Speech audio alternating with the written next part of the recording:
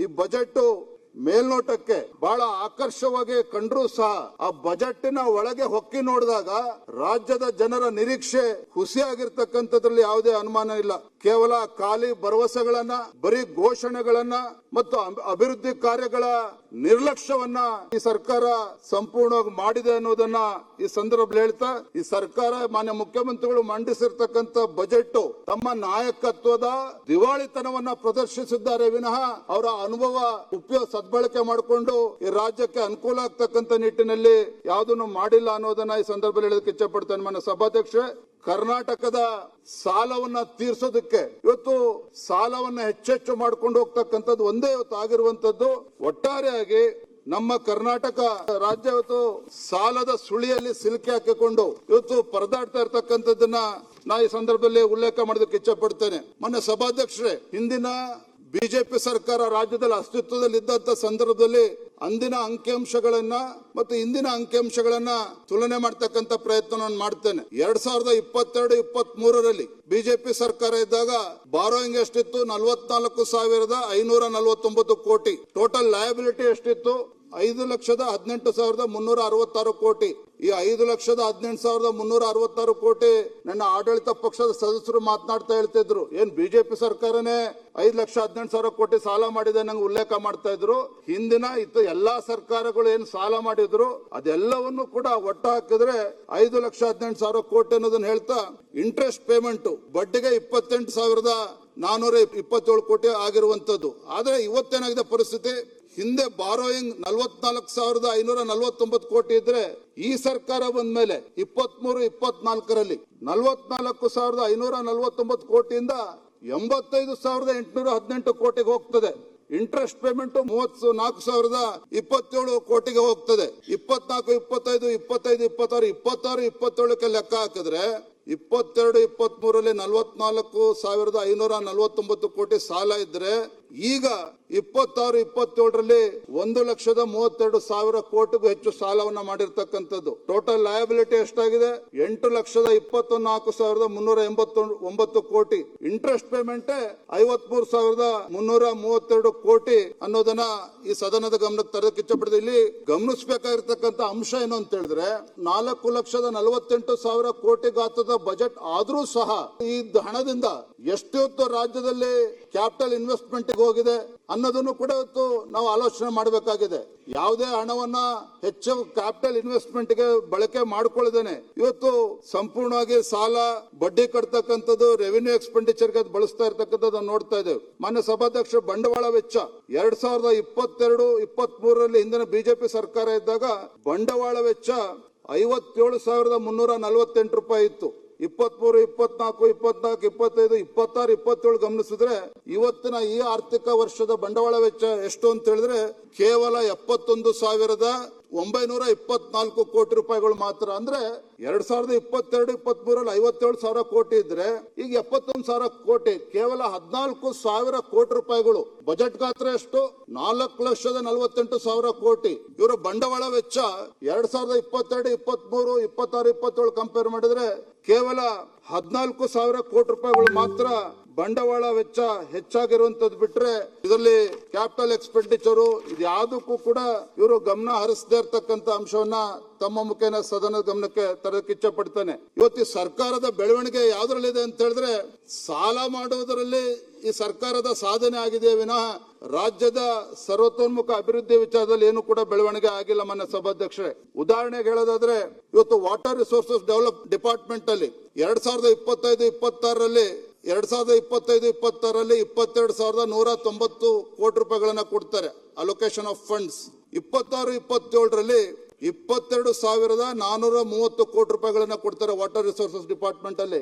ಇದು ಹೆಸರಿಗಷ್ಟೇನೆ 22,430 ಕೋಟಿ ರೂಪಾಯಿ ಕೊಟ್ಟಿದ್ದಾರೆ ವಾಟರ್ ರಿಸೋರ್ಸ್ ಡಿಪಾರ್ಟ್ಮೆಂಟ್ ಗೆ.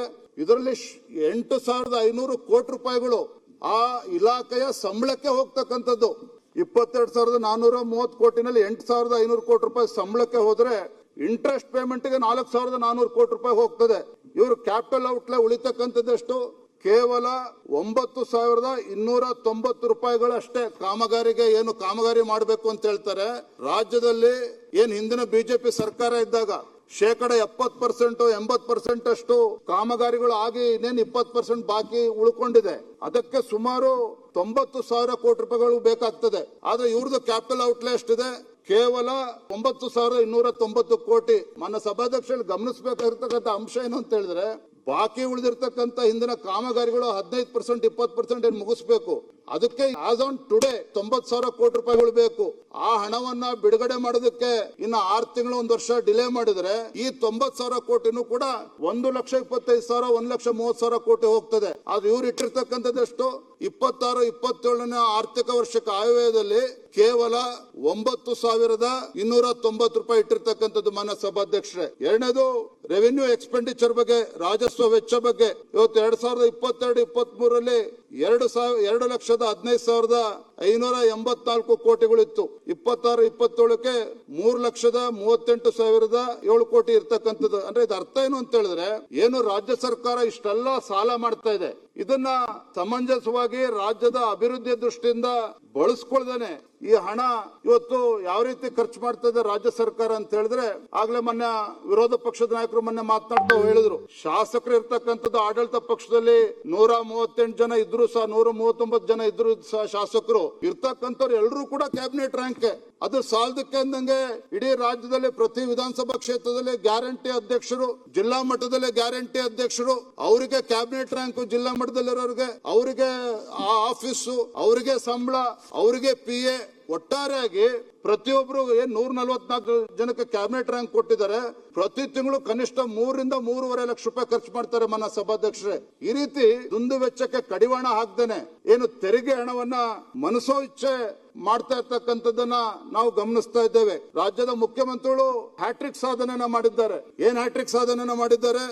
ಸತತವಾಗಿ 3 ಬಾರಿ ಅಂದ್ರೆ 23-24ನೇ ಸಾಲಿನ, 24-25 ಮತ್ತು 25-26 ಈ 3 ಸಾಲಿನಲ್ಲೂ ಕೂಡ ಏನು ಬಜೆಟ್ ಔಟ್ಲೇ ಇತ್ತು. 23-24ರಲ್ಲಿ 3,27,747 ಕೋಟಿ ರೂಪಾಯಿ ಇದ್ರೆ, ಆಮೇಲೆ ರಿವೈಸ್ ಎಷ್ಟಕ್ಕಾಗಿದೆ?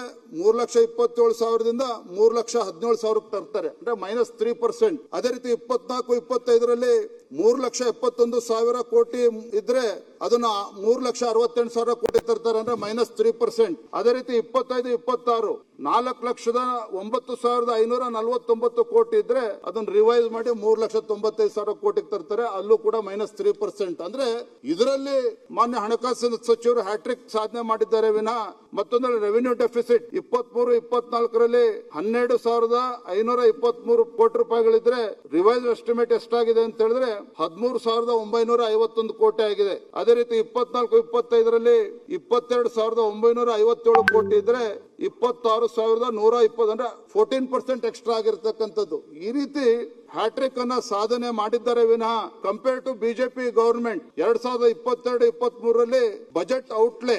2,65,720 ಕೋಟಿ ರೂಪಾಯಿಗಳಿದ್ರೆ ರಿವೈಸ್ ಎಸ್ಟಿಮೇಟ್ ಎಷ್ಟಾಗಿದೆ ಅಂತ ಹೇಳಿದ್ರೆ 2,89,653 ಕೋಟಿ ರೂಪಾಯಿಗಳು ಜಾಸ್ತಿ ಆಗಿರ್ತಕ್ಕಂಥದ್ದು. ಒಟ್ಟಾರೆ ಸಾರಾಂಶ ಏನು ಅಂತ ಹೇಳಿದ್ರೆ ಬಜೆಟ್ ಇಂದು ಈ ಕಾಂಗ್ರೆಸ್ ಸರ್ಕಾರ ಏನು ಆರ್ಥಿಕ ಶಿಸ್ತನ್ನ ಕಾಪಾಡೋದ್ರಲ್ಲೂ ಕೂಡ ಸಂಪೂರ್ಣವಾಗಿ ಇವತ್ತು ಸೋತಿರ್ತಕ್ಕಂಥದ್ದನ್ನು ಕೂಡ ನಾವು ನೋಡ್ತಾ ಇದ್ದೇವೆ. ನೌಕರಿಗೆ ಸಂಬಳ ಕೊಡ್ತಕ್ಕಂಥ ವಿಚಾರದಲ್ಲೂ ಕೂಡ ಸಾಲ ಮಾಡಬೇಕು, ಬಡ್ಡಿ ಕಟ್ಟಕ್ಕೂ ಕೂಡ ಇವತ್ತು ರಾಜ್ಯ ಸರ್ಕಾರ ಇವತ್ತು ಸಾಲ ಮಾಡುವಂತಹ ಒಂದು ದುಸ್ಥಿತಿಗೆ ಇವತ್ತು ರಾಜ್ಯ ಸರ್ಕಾರ ತಂದಿರುವಂತದ್ದು, ಈ ಸರ್ಕಾರ ಕಾಂಗ್ರೆಸ್ ಸರ್ಕಾರ ತಂದಿರತಕ್ಕಂಥದ್ದು ಈ ನಾಡಿನ ದುರ್ದೈವ ಅಂತೇಳಿ ನಾನು ಈ ಸಂದರ್ಭ ಹೇಳಕ್ಕೆ ಇಚ್ಛಪಡ್ತೇನೆ. ಮಾನ್ಯ ಸಭಾಧ್ಯಕ್ಷರೇ, GSTP ಬಗ್ಗೆ ಸಾಕಷ್ಟು ಚರ್ಚೆ ಆಗ್ತಾ ಇದೆ. ನಾವು ಅವ್ರ ಸಾಧನೆ ಏನು ಅಂತ ಹೇಳಿದ್ರೆ ಈಗ 32 ಲಕ್ಷ ಕೋಟಿ ದಾಟಿದೆ ಅಂತೇಳಿ. ಆದ್ರೆ ಇಲ್ಲಿ ವಿಚಾರ ಏನಪ್ಪಾ ಅಂತ ಹೇಳಿದ್ರೆ GSDP ಇವತ್ತು 32 ಲಕ್ಷ ಕೋಟಿ ಆಗಿದೆ, 33 ಲಕ್ಷ ಕೋಟಿ ಆಗಿದೆ ಅಂತ ಹೇಳಿ ಅದನ್ನ ಆಧಾರವಾಗಿ ಇಟ್ಕೊಂಡು ಆ GSTPಯ ಅಂಕಿಅಂಶಗಳನ್ನ ಆಧಾರವಾಗಿ ಇಟ್ಕೊಂಡು ಹೆಚ್ಚು ಸಾಲವನ್ನ ಮಾಡ್ತಕ್ಕಂತ ಕೆಲಸಕ್ಕೆ ಮಾನ್ಯ ಹಣಕಾಸಿನ ಸಚಿವರು, ಮುಖ್ಯಮಂತ್ರಿ ಕೈ ಹಾಕಿದ್ದಾರೆ ವಿನಃ ಇದರಿಂದ ರಾಜ್ಯದ ಅಭಿವೃದ್ಧಿಗೆ ಯಾವುದು ಒಳ್ಳೇದಾಗ್ತಾ ಇಲ್ಲ ಅನ್ನೋದನ್ನ ನಾನು ಈ ಸಂದರ್ಭದಲ್ಲಿ ತಮ್ಮ ಗಮನಕ್ಕೆ ತರಕ್ಕೆ ಇಚ್ಛೆ ಪಡ್ತೇನೆ. ಮಾನ್ಯ ಸಭಾಧ್ಯಕ್ಷರೇ.